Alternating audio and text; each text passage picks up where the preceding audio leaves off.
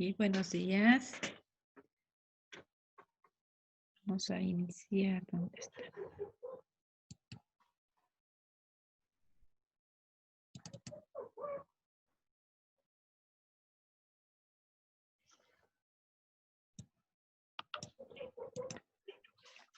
Ya.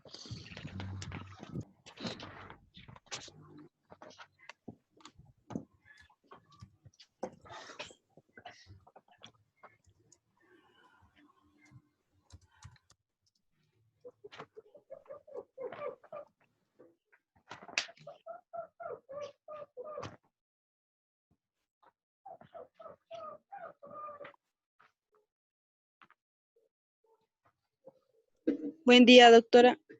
Buenos días. Ahora comenzamos, ¿ya?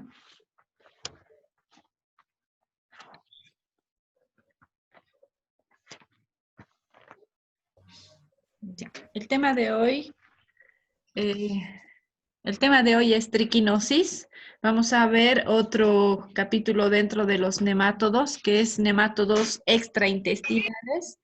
Y comenzamos con triquinosis o trichinelosis. Pueden ver la pantalla, ¿no es cierto? Sí, ¿Sí? doctora. Ya, está bien. Bueno, entonces decía, es triquinosis o también se conoce como trichinelosis. Entonces, definimos como una enfermedad parasitaria o como una infección parasitaria producida por nemátodos y filáridos, esto quiere decir que son gusanos muy delgados del género Trichinella. Y la especie más importante para el humano es la Trichinella spiralis. Esta enfermedad es transmitida únicamente por carnivorismo, por comer carne de cerdo, y ya sea silvestre o ya sea doméstico. Clínicamente, la triquinosis se caracteriza por un síndrome febril, por un cuadro de fiebre, por mialgias o dolores musculares, por eosinofilia, y también podemos añadir acá que puede caracterizarse también por un síndrome oculopalpebral y con un signo llamado inyección conjuntival. Entonces, existe también un síndrome oculopalpebral importante. El agente causal, el agente etiológico de triquinosis en el humano es la Trichinella spiralis. Entonces, el parásito Trichinella spiralis es el nematelminto que en el humano se encuentra localizado en el intestino delgado. También vamos a ver que tiene la misma localización en el cerdo, y que vendría a ser su huésped definitivo y su reservorio importante. Entonces, el gusano adulto se localiza en el intestino delgado de los cerdos o de los humanos y es un gusano filiforme o muy delgado, por eso decíamos también filárido. La hembra, como en todo nemátodo, es de mayor tamaño, llega a medir de 2 a 4 milímetros y el macho alcanza solamente 1 milímetro de tamaño. La hembra es vivípara. Luego de la cópula o la reproducción en intestino delgado, la hembra coloca larvas, por eso se habla de que es vivípara, y se localiza en la parte más profunda del intestino delgado. Una vez que la hembra coloca las larvas, estas larvas tienen un tamaño de 100 micras y que se van a caracterizar por ser migrantes, porque luego de ser colocados en la mucosa del intestino delgado, van a migrar por diferentes tejidos y se van a localizar a nivel de la musculatura estriada. Y una vez localizadas las larvas, van a llegar a alcanzar hasta 1 milímetro de tamaño y van a formar quistes. Los quistes pueden llegar a medir entre 250 a 500 micras de tamaño. Los quistes son formas evolutivas que tiene también la triquinosis o Trichinella spiralis, bueno, que vendría a ser la formación de una membrana externa que se llama sarcolema y la larva por dentro. Entonces hablamos de un encapsulamiento o larva enquistada. Bueno, el gusano Trichinella spiralis es un gusano filárido, por eso hablaba de que es muy delgado, La hembra siempre es de mayor tamaño que el gusano macho y como en todos los nemátodos, el gusano macho tiene en la parte posterior una curvatura donde está la espícula o la bolsa de copulación. Por ejemplo, esta imagen es la cola del gusano macho y lo que observamos acá son las espículas de copulación. Y no piensen que su carita es más bien la cola del gusano macho. Bueno, Trichinella spiralis es la especie de mayor importancia médico-clínica para el humano. Existen otras especies de trichinela que son de importancia para animales como aves, mamíferos, por ejemplo. Trichinella pseudospiralis, ¿sí? Es una especie muy común de aves y de algunos mamíferos. Trichinella nelsoni, también de algunos animales de África. Trichinella nativa de animales del Ártico y Trichinella britovi que se ha encontrado en algunos animales de Europa. Entonces, estas otras especies de trichinela tienen un parecido morfológico con la trichinella spiralis, pero llegan a encontrarse principalmente en animales que son sus reservorios o sus hospederos. El que tiene más parecido a la trichinella spiralis es la pseudospiralis, que tiene mucho parecido principalmente morfológico, pero en el caso de la formación de quistes y solamente la trichinella spiralis, podríamos decir que llega a la musculatura y forma quistes, a diferencia de esta pseudospiralis que no lo hace. Bueno, Trichinella spiralis tiene como huésped y reservorio de mayor importancia el cerdo, ya sea el cerdo doméstico, ¿sí? O el cerdo silvestre o salvaje conocido como jabalí. Bueno, ¿cómo ocurre ahora el ciclo evolutivo?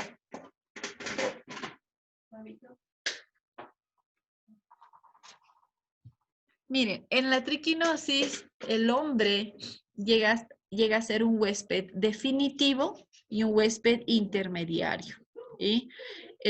¿Por qué el hombre es un huésped definitivo? Porque en el humano, dentro del intestino delgado del hombre, ocurre lo que es la reproducción sexual del parásito.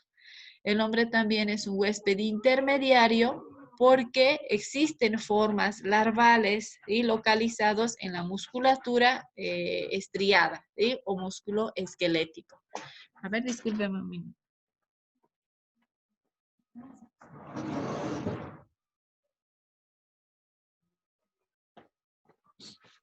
Bueno, así como en el humano el parásito se localiza en el intestino delgado, ¿sí? También en el cerdo.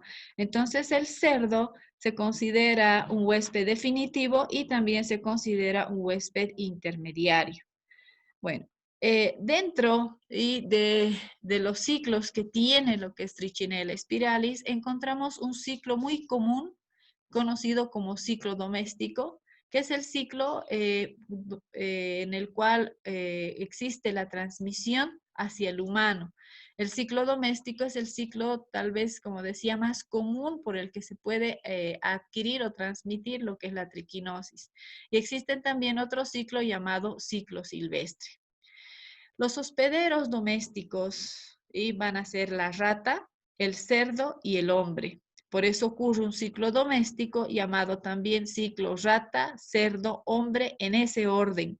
Esto quiere decir que la infección comienza con los roedores, van a ser transmitidos hacia el cerdo mediante carnivorismo y va a ser transmitido del cerdo al humano también mediante carnivorismo. Ahora, el ciclo silvestre es un ciclo que llega a observarse en la selva y en los animales silvestres, donde el hombre llega a adquirir este tipo de infección cuando ingresa a un foco zoonótico de manera accidental. Por eso, si existe un ciclo silvestre en lo que es triquinosis, el hombre se considera el huésped accidental. Y eso va a observarse no solamente por la especie de Trichinella spiralis, sino por otras especies como Trichinella nelsoni, por ejemplo, o britovi. Bueno, el ciclo doméstico, que es el ciclo más común, entonces, comienza con la infección del cerdo. Aquí voy a mostrarles mejor este ciclo, cuando existe consumo de carne de las ratas y posteriormente el humano se va a infectar cuando coma carne de cerdo. Entonces, este ciclo va a comenzar cuando exista la infección de los roedores. Los ratones, las ratas, son los animales que van a mantener la infección parasitaria porque estos animales practican lo que es el canibalismo. Obviamente se van a transmitir mediante consumo de carne, quiere decir carnivorismo, pero cuando decimos que practican canibalismo, quiere decir que se comen unos a otros. Al comerse unos a otros, entonces mantienen así la infección parasitaria. Ahora, el cerdo, ¿qué es lo que hace? El cerdo cuando está criado en malas condiciones higiénicas, puede llegar a alimentarse, por ejemplo, de la basura, puede ingerir o comer una rata o un ratón que esté infectado, y las larvas que se encuentran en la carne de estos roedores va a pasar hacia el intestino del cerdo. Estas larvas van a generar gusanos adultos, se van a multiplicar y las larvas que van a salir del gusano hembra van a migrar en el cuerpo del cerdo y van a localizarse a nivel de la musculatura estriada del cerdo o también se localizan en la lengua del cerdo. Ahora, el humano va a adquirir la infección mediante el consumo de carne de cerdo. Entonces, cuando coma carne de cerdo infectada las larvas que van a estar en la carne de cerdo van a pasar al humano.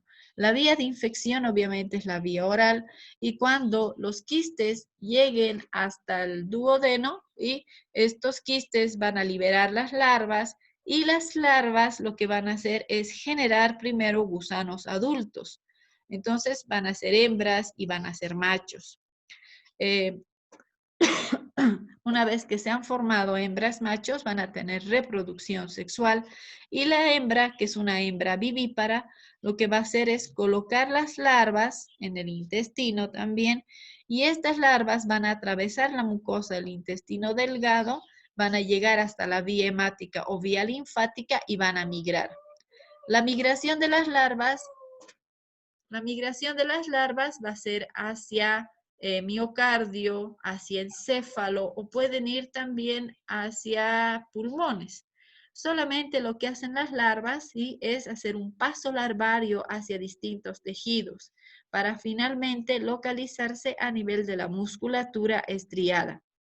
Cuando una larva llega hacia el músculo, lo que hace es, primero, se localiza y genera una membrana externa llamada sarcolema y posteriormente conforma un quiste. Y esto es lo que va a producir en una etapa tardía de la triquinosis las mialgias o los dolores musculares. Entonces, fíjense que el ciclo evolutivo comienza a partir de los roedores y siempre hablamos de como mecanismo de transmisión el carnivorismo. Ahora, la patología encontramos tanto debido a los gusanos adultos como debido a las larvas de Trichinella spiralis. Si hablamos de lesiones o patología observados o producidos por gusanos adultos, en el intestino podemos observar que existe una inflamación leve y transitoria. Entonces, debido a que los gusanos se mantienen en el intestino delgado solamente para la cópula o la reproducción, porque luego de la reproducción el gusano macho muere y es expulsado. Y la hembra lo que hace es penetrar en la mucosa y colocar las larvas. Entonces, solamente en el momento en que se generan los gusanos adultos y exista la cópula, es que se observa un proceso inflamatorio de tipo transitorio. Ahora, cuando las larvas migran, estas larvas pueden llegar hacia pulmones, hacia miocardio, hacia encéfalo, generando lo que es un proceso toxialérgico. Y esta vendría a ser la patología de mayor importancia en la triquinosis debido a la migración larvaria. Entonces, hace su paso larvario, por ejemplo, por miocardio, por pulmones, hacia encéfalo, pero van a llegar a localizarse a nivel de músculo estriado. Esta localización en musculatura hace que exista una separación de las fibras musculares, llegando inclusive hasta la necrosis. Entonces, las larvas que se han localizado y van a separar lo que es fibra muscular, van a generar una necrosis, van a formar una membrana externa llamada sarcolema y va a existir una infiltración linfoplasmocitaria de células como los linfocitos, monocitos y eosinófilos. De ahí que existe lo que es eosinofilia, por ejemplo, como un dato importante de esta parasitosis. Una vez que la larva se ha localizado y ha generado esta separación de fibras musculares con necrosis, con un proceso inflamatorio, con una infiltración, y se va a enquistar, se va a rodear de sales de calcio, quiere decir se va a calcificar, y esto va a tardar aproximadamente un año. Recordamos que la larva cuando llega a la musculatura es una larva que está viva y por eso es que genera un proceso inflamatorio, por eso es que genera toxinas también. Y en el momento en que esta larva se muera, recién va a comenzar lo que es la fibrosis o el endurecimiento y va a terminar con la calcificación. Entonces, ya cuando existe lo que es la calcificación, es lo que vamos a ver posteriormente, se van a observar las mialgias o los dolores musculares. Ahora, ¿qué tipo de complicaciones podemos observar en la triquinosis? Una de las complicaciones importantes va a ser la miocarditis, ¿sí? Otra va a ser la encefalitis y también podemos hablar de la neumonitis. Esto es porque va a haber un compromiso a nivel cardíaco, a nivel pulmonar y a nivel del sistema nervioso central. Miren, las larvas, como decía anteriormente, cuando llegan a localizarse a nivel de la musculatura, se enrollan y liberan toxinas. Existe un proceso inflamatorio, por eso es que observamos todo este espacio con una infiltración linfoplasmocitaria. El sarcolema es la primera membrana que rodea a la larva, pero después se va a formar el quiste y que se va a endurecer y se va a calcificar. En el humano, por lo general, en cada quiste observamos una sola larva.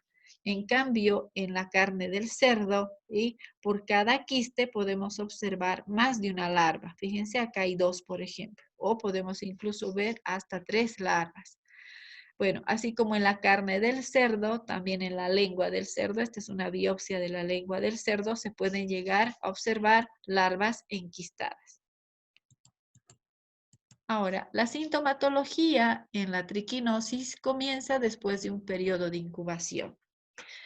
Bueno, una vez que se consume la carne de cerdo que esté infectada, el periodo de incubación llega a durar aproximadamente 2 semanas. En promedio se habla de unos 8 a 15 días.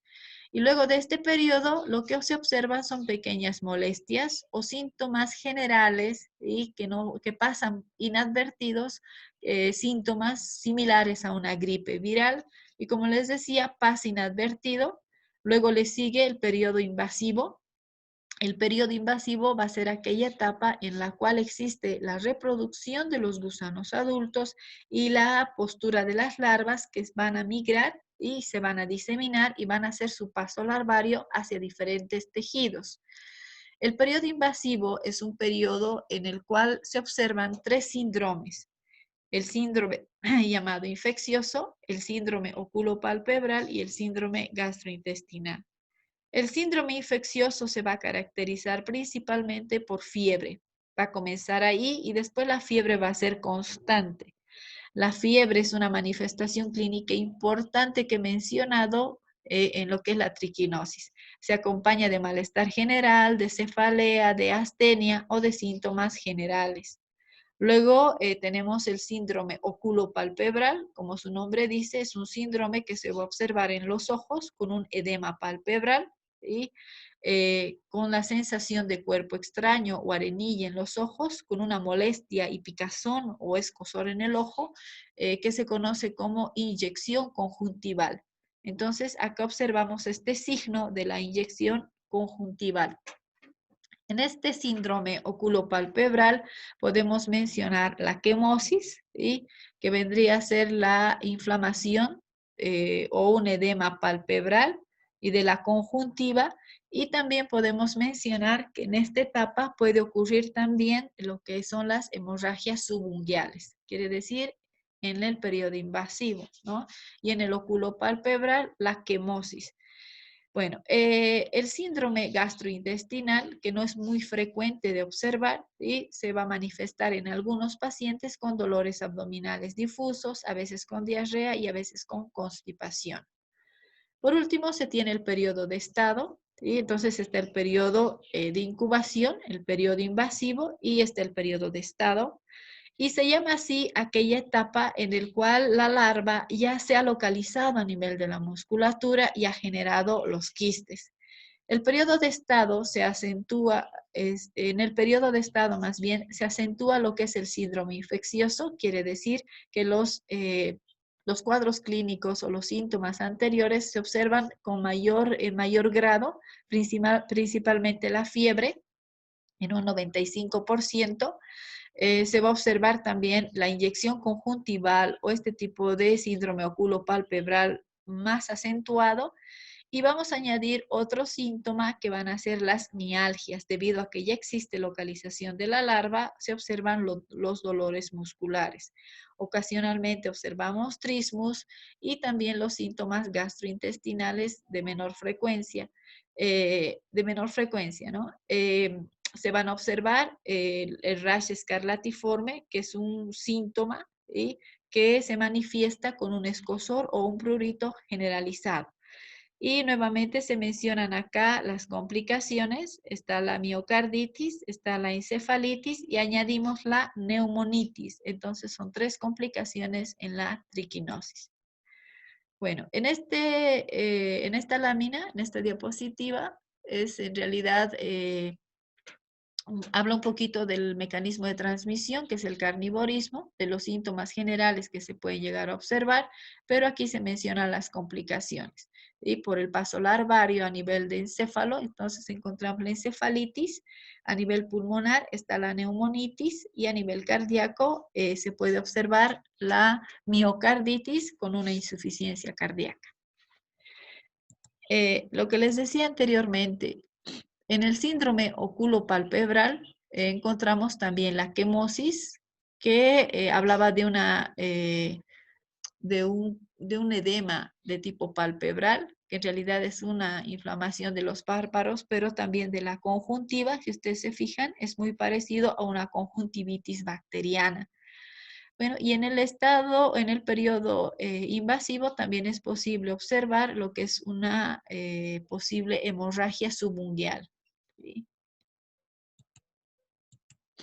Ahora, el diagnóstico en la triquinosis, miren, iniciamos con una sospecha clínica. Podemos hablar de que la triquinosis se va a manifestar con fiebre, se va a manifestar con dolores musculares, tal vez con un síndrome oculopalpebral también que caracteriza la parasitosis, hay eosinofilia. Entonces yo tengo una sospecha clínica. Tal vez el síntoma más importante de sospecha de una triquinosis van a ser las mialgias o los dolores musculares. Debo añadir el dato epidemiológico, que va a ser el consumo de carne de cerdo, ya sea crudo o mal cocido, ¿sí?, como un dato importante. Bueno, una vez que tengo una sospecha, recién debo hacer métodos de diagnóstico o exámenes de laboratorio. El método de diagnóstico directo, el único que existe, va a ser este llamado así, comprobación parasitológica, ¿sí?, mediante una biopsia muscular.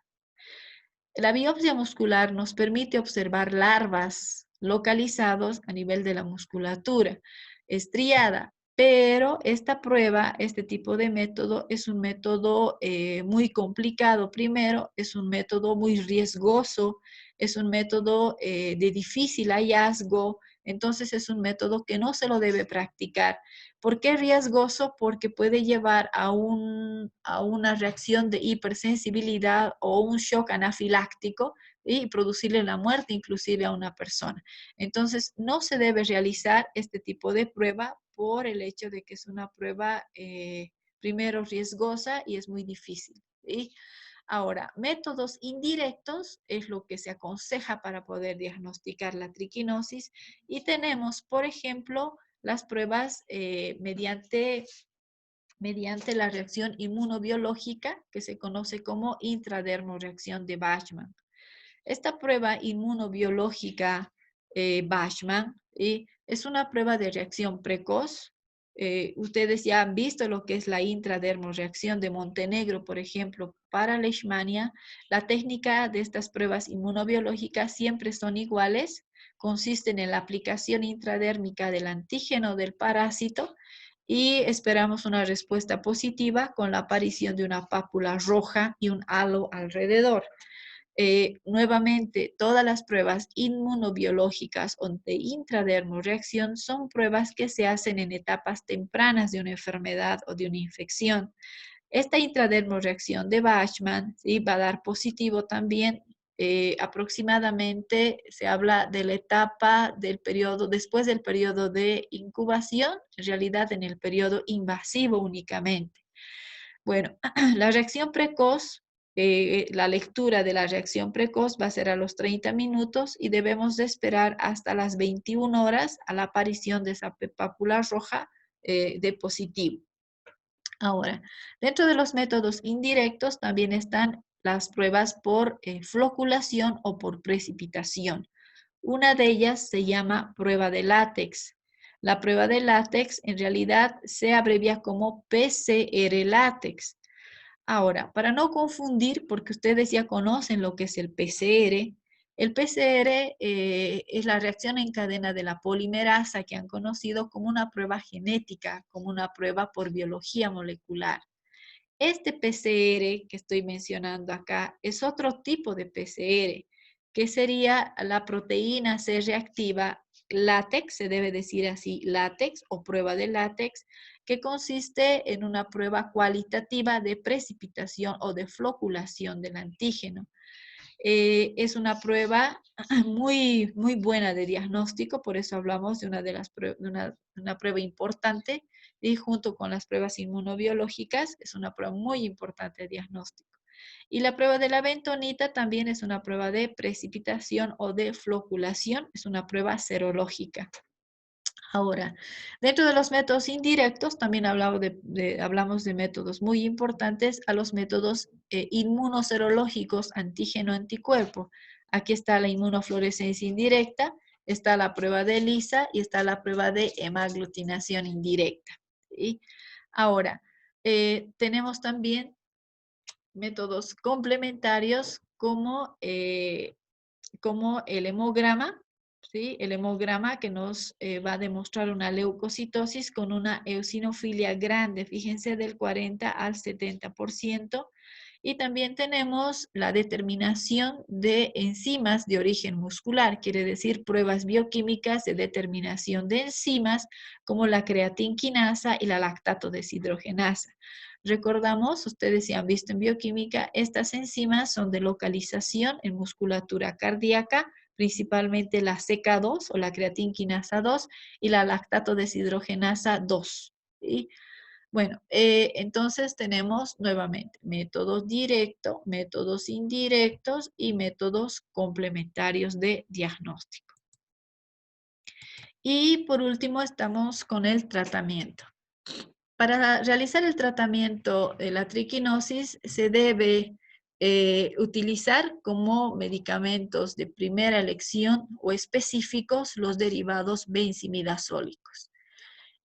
Los derivados benzimidazólicos que ustedes ya conocen como el albendazol con dosis de 400 miligramos, que es la dosis única, que puede darse por 3 días.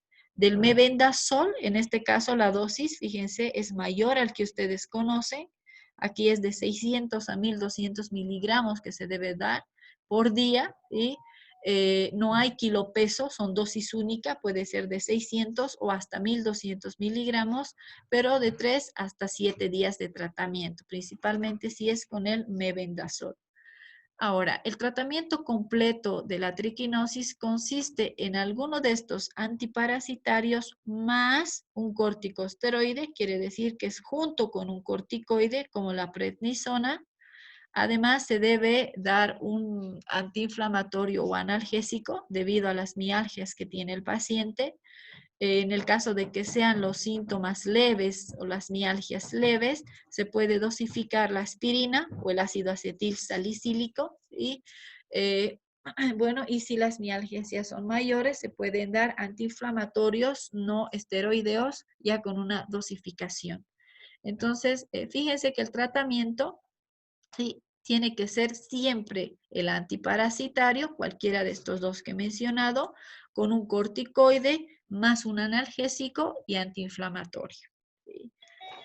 Y vamos a terminar con la prevención. Bueno, la triquinosis se puede prevenir si es que se hace la crianza de cerdos primero, evitar una infección de los cerdos. ¿Sí? Entonces se tiene que tener una crianza higiénica de los cerdos, evitar que estos se alimenten de basura. ¿Sí? Ahora, dentro de las medidas de prevención, bueno, nosotros sabemos que se adquiere por comer carne de cerdo. Entonces, debemos verificar que la carne tenga un registro sanitario. Y este registro sanitario consiste en la inspección de la carne de cerdo y en los mataderos mediante un equipo o un aparato llamado triquinoscopio o fototriquinoscopio. Entonces, lo que hacen en veterinaria, en los mataderos, en esta inspección, miren, es una preparación de la carne y del cerdo y la observación de este preparado mediante el fototriquinoscopio, en el cual se llega a observar estas larvas. Entonces, si se observa en este aparatito, en este equipo, y es que esta carne no está apta para consumo humano. Ahora, si no tuviera el registro sanitario y dudamos del consumo de la carne de cerdo, entonces dentro de las medidas importantes va a ser el congelamiento de la carne, por lo menos durante unas 2 o 3 semanas a menos 15 grados centígrados, o la cocción de la carne de cerdo, ¿sí? Que va a ser mayor a los 7 minutos, que es lo que se menciona en los libros. Entonces, la buena cocción de la carne de cerdo o el congelamiento durante unas 2 o 3 semanas a menos 15 grados centígrados. Y dentro de las medidas de prevención, pues también estaría la eliminación de los roedores. Sabemos que son los que inician lo que es esta infección y entonces también podemos mencionar como otra medida de prevención. Bueno, y con esto terminamos triquinosis. Si tienen alguna duda, No, doctora. ¿no? Bueno, muchachos, nada más para añadir. Doctora, ¿ya tienen fecha para a microparcial? Justamente estaba por comentarles esto. La siguiente semana, día lunes, va a ser su microparcial y los temas de microparcial van a ser chagas y toxoplasmosis. Tá, ya. ¿Ya? Voy a mandar de todas Ya, formas gracias. un mensaje al WhatsApp, ¿sí? Para todo el grupo. Bueno, Tá, gracias, doctora. ya. ¿Alguna duda más? No. No, doctora. Bueno, que estén bien, muchachos, ¿ya? Hasta luego. Hasta luego.